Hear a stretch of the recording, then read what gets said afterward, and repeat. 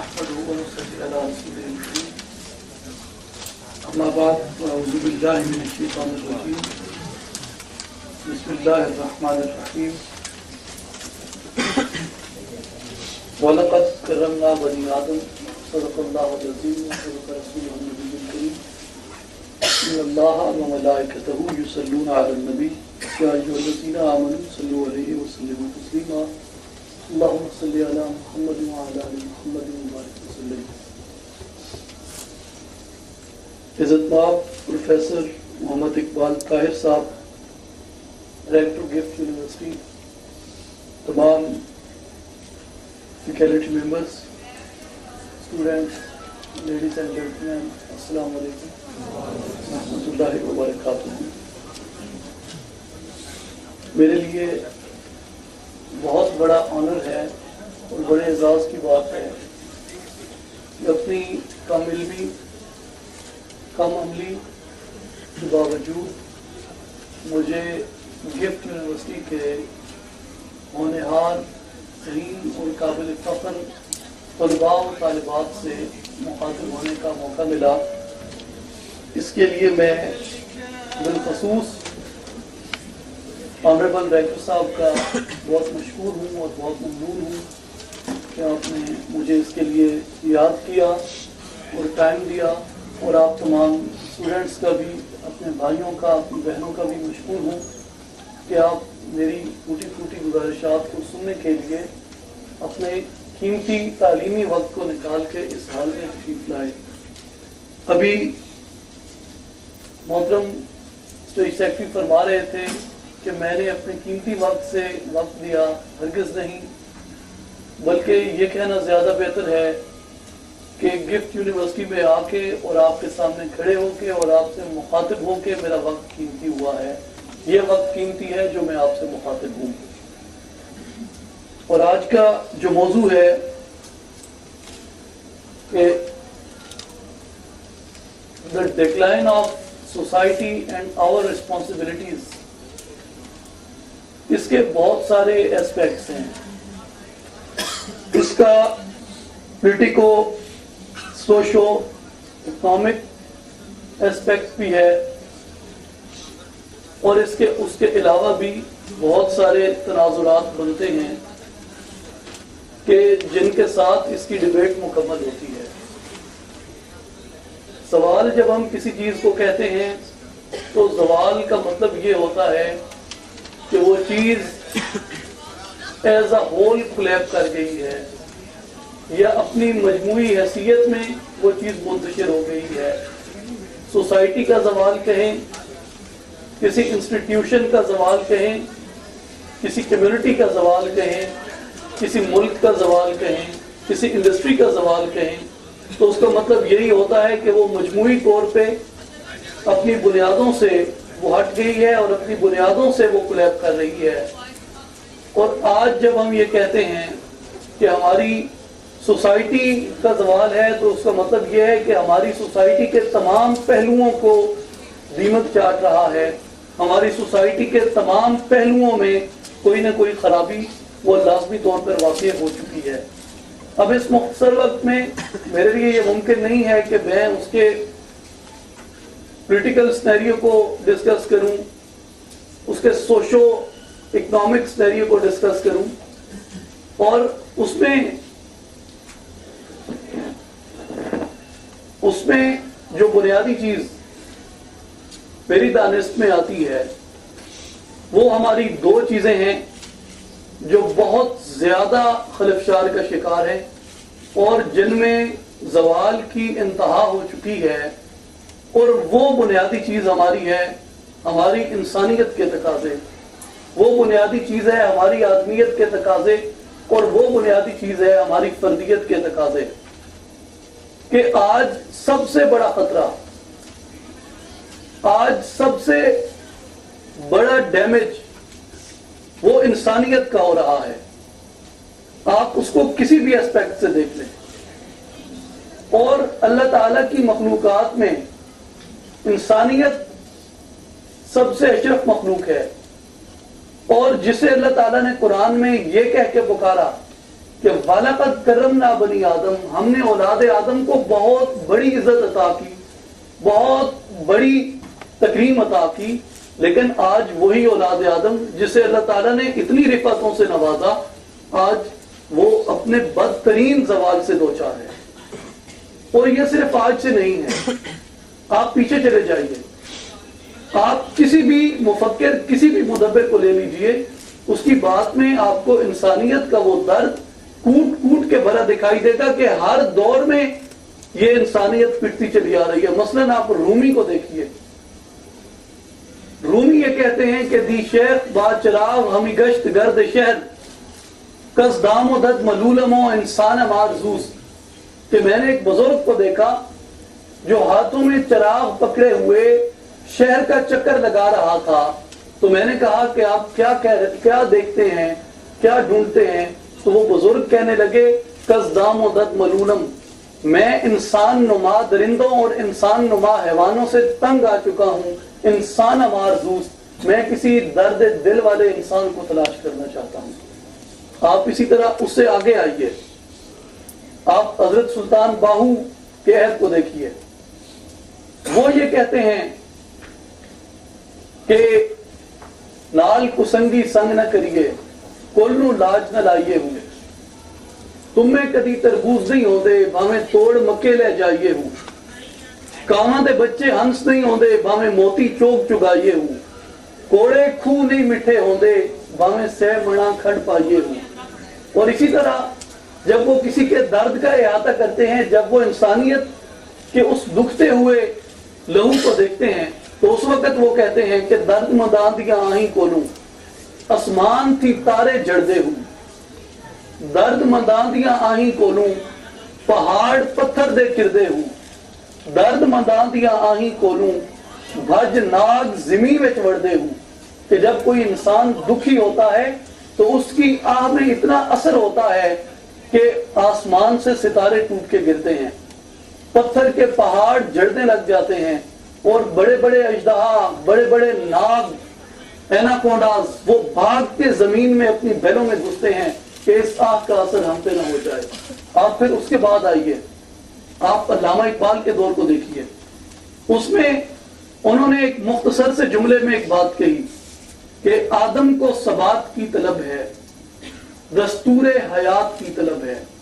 कि आज इंसानियत एक दस्तूरे हयात चाहती है, आज इंसानियत सबात चाहती है, आज इंसानियत इस्तेहकाम चाहती है, आज इंसानियत स्टेबिलिटी चाहती है। इंसान सिर्फ वो नहीं है जो एक तरक्की याफ्ता मुआशरे में रहते हैं, जो यूनाइटेड स्टेट्स में रहते हैं, जो यूरोप में रहते हैं, जो स्कैंडिनेविया में रहते हैं, जो किसी और तरक्की पजीर मुल्क में रहते हैं। इंसान कांगो में भी रहते हैं, इंसान दूसरे अफ्रीकन ममालिक में भी रहते हैं, इंसान इराक में भी रहते हैं, इंसान अफगानिस्तान में भी रहते हैं, इंसान पाकिस्तान में भी रहते हैं, इंसान इन छोटी छोटी जगहों पे भी रहते हैं। लेकिन आज बुनियादी सतह पे हम ये देखते हैं कि इंसानियत बुनियादी तौर पे ज़वाल का शिकार है। और जब हम उसके फर्द होने की हैसियत से, उसके इंडिविजुअल होने की हैसियत से उसके ज़वाल का इहाता करते हैं, तो हम थोड़ा सा उसके बैकग्राउंड में जाते हैं कि इंसान का जो शर्फ है वो किस चीज से कायम है, और इंसान की सोसाइटी वो क्या चीज है। आप जब किसी चीज को सोसाइटी कहते हैं तो सोसाइटी बुनियादी तौर पे फर्द से जन्म लेती है। इस हॉल से अगर हम तमाम लोग बाहर चले जाएं तो इस हाल की कोई सोसाइटी नहीं है, इस हाल का कोई मुआशरा नहीं है। अगर हम लोग यहाँ बैठे हैं तो इस हाल का मुआशरा कायम है। अगर एक आदमी भी इस हाल में बैठा है तो इस हाल का एक मुआशरा है। इसका मतलब यह है कि सोसाइटी बेस्ड ऑन इंडिविजुअल, के फर्द के ऊपर सोसाइटी की बुनियाद है। जिस तरह अल्लामा इकबाल कहते हैं कि अफराद के हाथों में है अक़वाम की तकदीर, हर फर्द है मिल्लत के मुकद्दर का सितारा। कि फर्द के साथ सोसाइटी तश्कील पाती है, फर्द के साथ सोसाइटी बनती है। और जब हम इंसानी ज़वाल कहते हैं तो उसकी एक दूसरी टर्म यह भी बनती है कि यह फर्द का ज़वाल है। और जब हम फर्द का जायजा लेते हैं कि फर्द क्या चीज है, तो आप देखिए, आप मुझको अहमद अली कब तक कहेंगे? मेरी फर्दियत का यहां से अंदाजा लगाइए कि मैं एक फर्द हूं, मैं एक इंसान हूं, मेरा नाम सुल्तान अहमद अली है। आप मुझे सुल्तान अहमद अली कब तक कहेंगे? जब तक मेरे जिस्म में रूह है, उस वक्त तक आप मुझे मेरे नाम से पुकारेंगे, आप मुझे सुल्तान अहमद अली कहेंगे। लेकिन जब मेरे जिस्म से रूह निकल जाएगी, उसके बाद आप में से कोई भी मुझे मेरे नाम से नहीं पुकारेगा। मेरे वालिदैन, मेरे बीवी बच्चे, मेरे भाई, मेरी बहनें, मेरे रिश्तेदार, मेरे दोस्त, वो भी मुझे मेरे नाम से नहीं पुकारेंगे, बल्कि कोई भी ये नहीं कहेगा कि ये अहमद अली पड़ा है। सब यही कहेंगे कि ये डेड बॉडी है, सब यही कहेंगे कि ये मैयत है। पहले मैं आता था, मैं जाता था, जब रूह निकल गई फिर मैयत को ले जा रहे हैं, मैयत को ले आ रहे हैं। पहले मैं नहाता था, पहले मैं कपड़े पहनता था, अब मैयत को गुस्ल दे रहे हैं, अब मैयत को कफन पहना रहे हैं। पहले अहमद अली जब बीमार होता था तो अहमद अली के लिए दुआ करते थे कि ये अहमद अली के लिए दुआ करें। आज जब जिस्म से रूह निकल गई है तो आप क्या कहते हैं? सना अल्लाह ताला के लिए, दुआ दरूद रसूलुल्लाह सल्लल्लाहु अलैहि वसल्लम के लिए, और दुआ वास्ते हाजिर अहमद अली के, दुआ मैयत के लिए। तो अगर किसी ने जाके कफन का कपड़ा सिरकाया और उसने देखा, उसने कहा कि चेहरा वही है जिसे 8 घंटे पहले अहमद अली कह रहे थे, आंखें वही हैं, खदोखाल वही है, जिस्म वही है, जिसामत वही है, सब कुछ वही है। कौन सा रेवोल्यूशन आया है 8 घंटों में कि आप इसे अहमद अली मानने को तैयार नहीं? सॉरी, आप इसे मैयत कहते हैं। वो रेवोल्यूशन ये आया कि वो रूह मेरे जिस्म से परवाज कर गई, वो रूह मेरे जिस्म से निकल गई, तो आप मुझे अहमद अली नहीं मान रहे, आप मुझे मैयत कहते हैं। तो इसका मतलब क्या है? अहमद अली कौन है? अहमद अली ये जिस्म है या अहमद अली इस जिस्म के अंदर पोशीदा है? अहमद अली इस जिस्म के अंदर पोशीदा है। अहमद अली ये बॉडी नहीं है, अहमद अली इसकी रूह है। अगर इस बॉडी का नाम अहमद अली है तो फिर ये बॉडी सामने पड़ी है। जनाजे की नियत करते वक्त आप दुआ वास्ते हाजिर अहमद अली के कहेंगे कि मैयत तो हाजिर है, रूह हाजिर नहीं है, इसलिए आप कहते हैं कि दुआ मैयत के लिए। पता चला कि इंसान का जो शर्फ है, इंसान की जो सुप्रीमेसी है, वो इंसान की रूह की वजह से है। इंसान के जिस्म की भी एक वजह है, लेकिन बुनियादी वजह वो इंसान की रूह की है। मैं इसके जिस्म के शर्फ का इनकार नहीं कर रहा, मैं सिर्फ ये कह रहा हूं कि इसकी जो शर्फ है, ये इसकी जो फजीलत है, वो इसकी रूह की वजह से कायम है। और फिर मैं इसके ऊपर एक दूसरी एग्जाम्पल आपको अर्ज करना चाहता हूं कि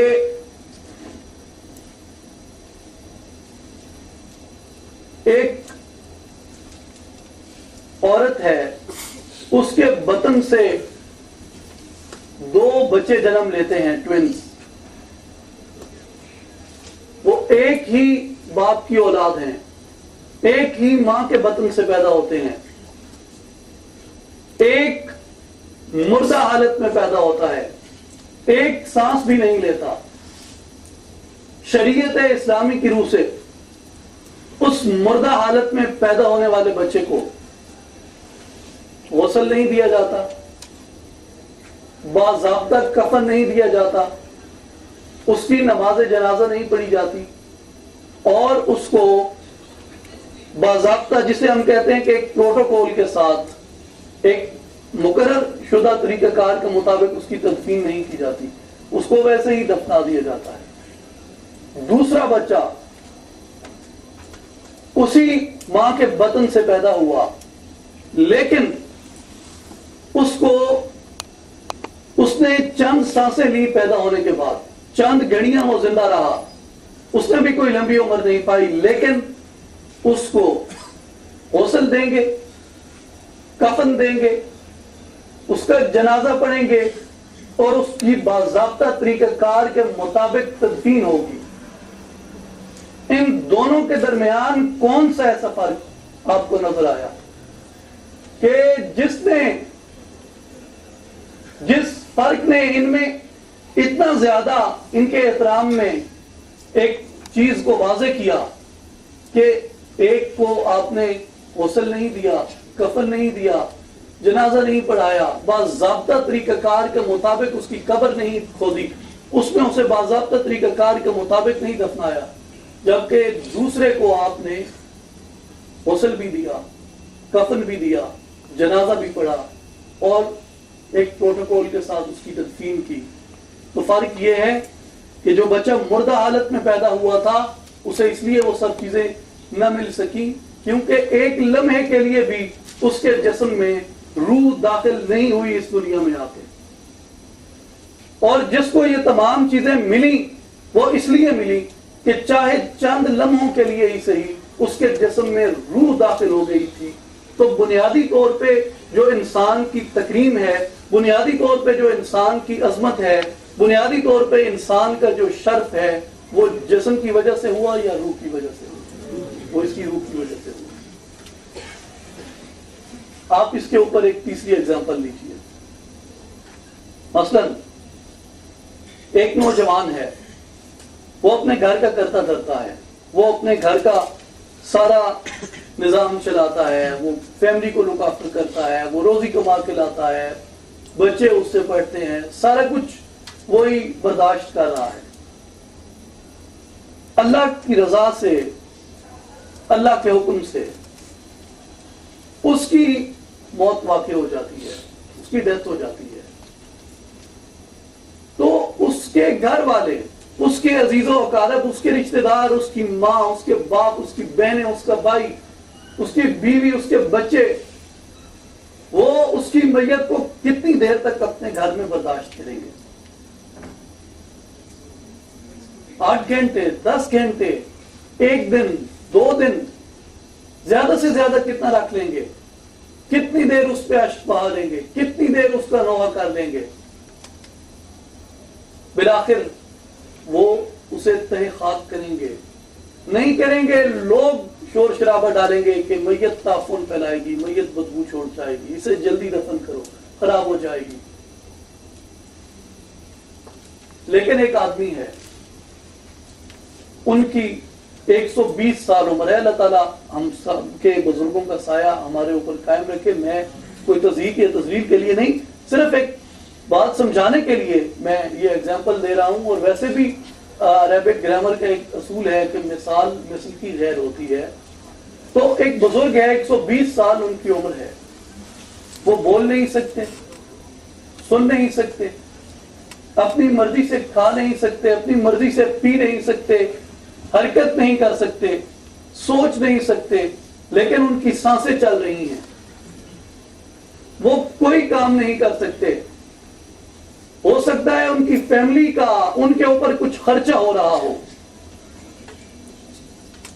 तो क्या दुनिया की कोई इखलाकियात, दुनिया का कोई मजहब उस बुजुर्ग को, उस 120 साल उम्र की उस शख्सियत को तय खाक करने की इजाजत देगा?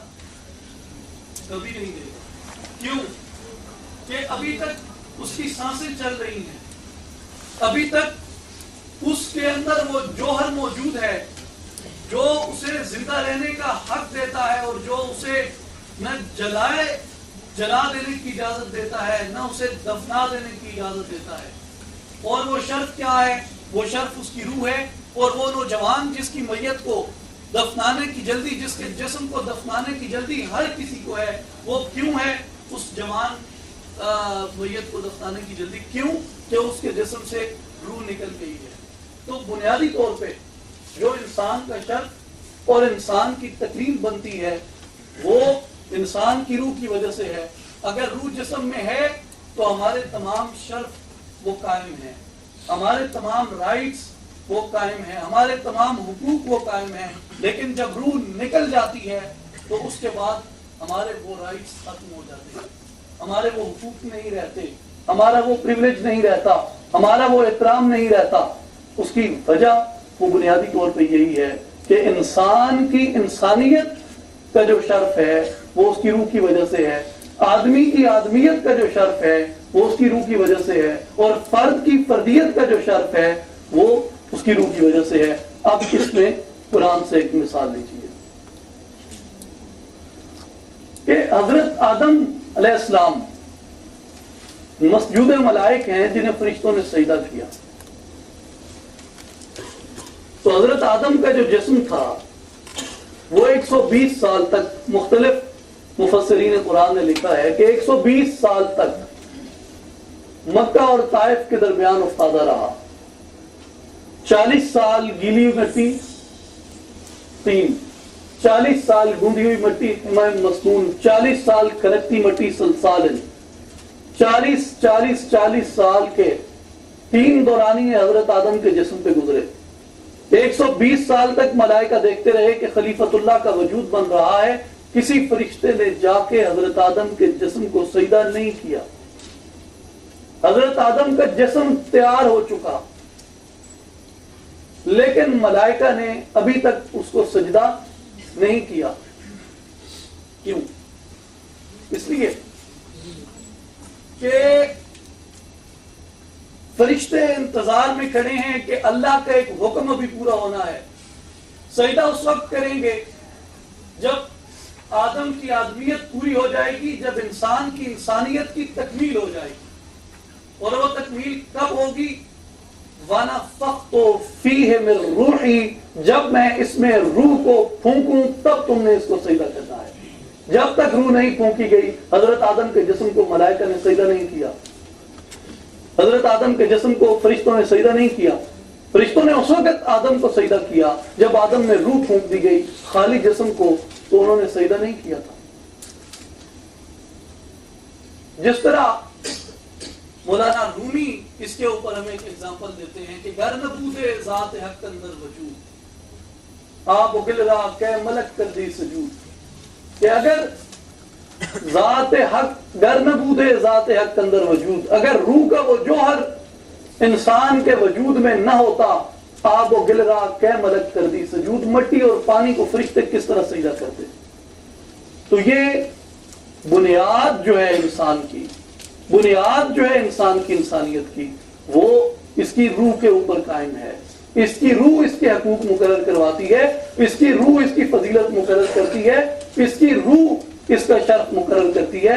अगर उसे निकाल दें तो फिर न बादशाह की हैसियत रह जाती है, न गुलाम की, न वालिद की हैसियत रह जाती है, न बेटे की, न सरदार की हैसियत रह जाती है, न किसान की, न अमीर की हैसियत रह जाती है, न गरीब की। ये तमाम हैसियतें अगर कायम रहती हैं, कोई किसी की अशरफ हैसियत है, किसी की कमतर हैसियत है, वो सब हैसियतें, ये सब तबकात ये रूह की बदौलत कायम रहती हैं। इसलिए आज हमें बुनियादी चीज ये देखने की है कि हमारी इस मुआशरती जिंदगी में हमारा ताल्लुक हमारे इस मटेरियलिस्टिक बॉडी के साथ और हमारी स्पिरिचुअल बॉडी के साथ वो कितना है। बुनियादी तौर पे अगर आप देखें तो अल्लाह ताला ने इंसान को एक तराजू की तरह बनाया है। इंसान के 2 पलड़े हैं। एक पलड़े में इसका रूहानी वजूद है, इसके रूहानी तकाजे हैं, इसके रूहानी हकूक हैं, इसके रूहानी फराइज हैं, इसके रूहानी अदाब हैं। दूसरे पलड़े में इंसान का रूहानी मादी वजूद है, इसके मादी हकूक हैं, इसके मादी फराइज हैं, इसके मादी आदाब हैं, इसके मादी तकाजे हैं। और ये दोनों पलड़े जब तक बराबर नहीं होते, जब तक एक साथ नहीं चलते, उस वक्त तक एक बैलेंस्ड इंडिविजुअल आप किसी को नहीं कह सकते। जब तक ये दोनों चीजें बराबर ना हो, इंडिविजुअल बैलेंस्ड होता ही उस वक्त है जब उसके मादी तकाजे और उसके रूहानी तकाजे वो दोनों बराबर हो जाएं, वो दोनों एक तरह उन दोनों को वो ट्रीट करे। अब आप देखिए कि अगर इंडिविजुअल अपनी शख्सियत के अंदर वो अदम तवाजुन का शिकार है, उसकी अपनी शख्सियत में तवाजुन बरकरार नहीं रहा, तो सोसाइटी आपको कैसे नजर आएगी? क्योंकि सोसाइटी तो अफराद के इज्तमा का नाम है। अगर फर्द ही अदम तवाजुन का शिकार हैं, तो इसका मतलब है कि पूरी की पूरी सोसाइटी अदम तवाजुन का शिकार है। अब सोसाइटी को सुधारने के जो मुख्तलिफ तरीके हैं, जिनमें सोसाइटी को बहैसियत मजमूई सुधारने के भी हैं, वो उसके पॉलिटिकल एस्पेक्ट्स में आ जाता है, वो उसके दीगर सोशल एस्पेक्ट्स में आ जाता है, वो उसके मुख्तलिफ मुआशी तनाजुरात उसके बन जाते हैं, उसके बहुत सारे अखलाकी तनाजुरात बन जाते हैं, उसके बहुत सारे तहजीबी तनाजुरात बन जाते हैं। लेकिन मैं खालिसतन इस्लाह मुआशरा के जो रूहानी तनाजुर हैं और जो जिनका ताल्लुक इंसान की फतीयत के साथ है, उसकी इंडिविजुअलिटी के साथ है, मैं सिर्फ उनके ऊपर बात कर रहा हूं। तो इसलिए ये जरूरी हो जाता है कि एक मुतवाजन, एक मुतवाजी, एक मोतदिल मुआशरे के लिए एक मोतदिल और बैलेंस्ड इंडिविजुअल बना जाए। जब तक हम एक मोतदिल और बैलेंस, जिसकी मादियत, जिसकी रूहानियत वो बराबर तौर पर ट्रीट नहीं हो रही, जब तक हम यहाँ तक नहीं आते, उस वक्त तक हमारी सोसाइटी में जो हमारी इंसानी ज़वाल है, इसको कम करने में हमें बहुत ज्यादा मुश्किलात का सामना रहेगा। और आप देख लीजिए, आपको ये फर्क एक कल्चर से नजर आएगा, एक नफ्सियाती और समाजी रवैये से आपको ये नजर आएगा, एक सियासी रवैये से आपको नजर आएगा। आप मगरिब में देखिए, हमारी इकोनॉमी चलनी चाहिए, हमारे बैंक चलने चाहिए, हमारी गाड़ियां चलनी चाहिए, हमारी मल्टीनेशनल कंपनीज चलनी चाहिए, हमें तेल मिलना चाहिए। एफ्रो एशियंस अगर गर्क होते हैं हो जाएं, वो तबाह होते हैं हो जाएं, कोई फिक्र नहीं, उन पे बमबारी कर दो, जंग मुसल्लत कर दो उनके ऊपर, ड्रोन चला दो वहां पे, स्किड फेंको वहां पे, कारपेट बमिंग करो वहां पे। कांगो के लोगों को ये हक न दो कि वो अपना डायमंड अपनी कानों से निकाल के अपने मुल्क के लिए इस्तेमाल करें। निकाल लो वहां पे सारे कुछ, ले आओ अमेरिका में, ले आओ यूरोप में ले आओ। ये वो समाजी रवैया है जो एक अदम तवाजुन फर्द की सोच से पैदा होता है। जो फर्द अदम तवाजुन का शिकार है, ये उसकी सोच से ये चीज पैदा होती है कि मेरा रेड़ा चलना चाहिए, और कोई गर्क होता है हो जाए, और कोई हलाक होता है हो जाए, कोई कौम डूबती है डूब जाए। और ये रवैया हर उस फर्द में होता है, ये रवैया हर उस कौम में होता है जो अदम तवाजुन का शिकार होती है, और जिसके दिल में इंसानियत का वो दर्द नहीं फूटता कि जो इंसानियत की कदर आ जाने के बाद इंसान के अंदर फूटता है।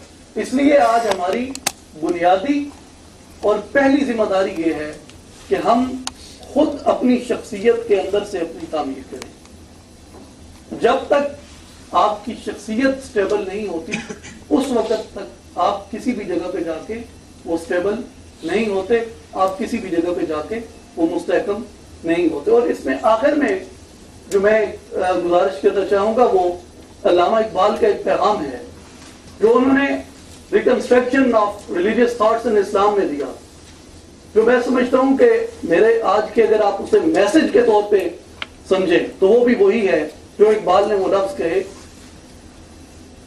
कि humanity needs three things today: spiritual interpretation of universe, spiritual emancipation of individual, और तीसरी इंतहाई अहम चीज जिसका ताल्लुक हमारे हक के रायदही के साथ भी है और जिसका ताल्लुक हमारे समाजी रवैये के साथ और हमारे सियासी रवैये के साथ भी है कि आलमगीर सतह के ऐसे बुनियादी कवानीन वज़ा किए जाएं जिनकी बुनियादें रूहानियत के ऊपर हों। आज अगर ये चीजें हम इंसानियत को प्रोवाइड नहीं करते, हमारे ज़वाल का ये सफर रुकने की तरफ, थमने की तरफ या खत्म होने की तरफ नहीं जाएगा। अगर हम इसको खत्म करना चाहते हैं, अगर हम अपने इस इंसानी ज़वाल से बाहर आना चाहते हैं, अगर हम अपने इस मुआशरती ज़वाल से बाहर आना चाहते हैं, तो उसके लिए हमें एक मोतदिल फर्द बनना होगा और अपने अंदर से अपनी शख्सियत की तामीर करनी होगी जिस तरह अल्लामा इकबाल फरमाते हैं, अपने मन में डूब कर पाजा सुरागे जिंदगी, तू अगर मेरा नहीं बनता न बन, अपना तो बन, अपने अंदर तो झांक, आ झांक चाके गरेबा में भी कभी, कैस तू, लैला भी तू, सहरा भी तू, महमल भी तू, आरजू किस चीज की आवार रखती है तुझे, राह तू, राहरो भी तू, रहबर भी तू, मंजिल भी तू। इंसान अगर अपने अंदर तो झांके, सब कुछ इंसान के अंदर अल्लाह ताला ने रख दिया है, और ये अपनी शख्सियत की तामीर अपने अंदर से ही कर सकता है। और यही वो जज्बा है जो कौमों को आगे लेके बढ़ता है, और यही वो जज्बा है जो जज्बा हमें हुजूर रिसालत माब सल्लल्लाहु अलैहि वसल्लम के उन गुलामों में और उन मानने वालों में नजर आता है, जो अगरचे हबशा के बज़ाहिर काले थे, गुलाम थे, लेकिन जब इश्क सिखाता है आदाब खुद आगाही, खुद आगाही इंसान की अपनी शख्सियत से निकलती है। जब इश्क सिखाता है आदाब खुद आगाही, खुलते हैं गुलामों पर असरार शहनशाही। इंसान अपने अंदर से जब अपने आप को मजबूत महसूस करता है, इंसान अपने अंदर से जब मुस्तहकम होकर बाहर निकलता है, तो दुनिया के तूफान फिर उसके कदमों में लर्जिश नहीं ला सकते, फिर उसके पाए सबात को उखड़ने नहीं देते। लेकिन जो शख्स अपने अंदर से ही कमजोर है, बाहर वो लाख लगी चुपड़ी बातें कर ले, वो लाख इदारे तामीर कर ले, वो लाख जो मर्जी कर ले, लेकिन उसके पाँव में लर्जिश भी रहती है, उसके पाँव में अदम इस्तेहकाम भी रहता है, और वो खुद भी अदम तवाज़ुन का शिकार रहता है। मैं ये समझता हूँ कि आज हम सब की ये जिम्मेदारी है कि हम अपनी शख्सियत की तामीर के लिए, अपनी शख्सियत की तश्कील के लिए, और अपनी शख्सियत के इस्तेहकाम के लिए अपने अंदर से इस चीज़ को उभारें और अपने अंदर से इस चीज़ को जिंदा करें। अगर हम जिंदा कर लेते हैं, अगर हम बेदार कर लेते हैं, हमारा मुआशरा भी मुस्तहकम हो जाएगा और हम खुद भी मुस्तहकम हो जाएंगे, और इस सवाल से भी एक बड़ी हद तक हम बाहर आ जाएंगे। मैं एक बार फिर आप तमाम का मशकूर हूँ कि आपने मुझे बर्दाश्त किया और आप ये मैसेज सुनने के लिए यहाँ पे तशरीफ लाए।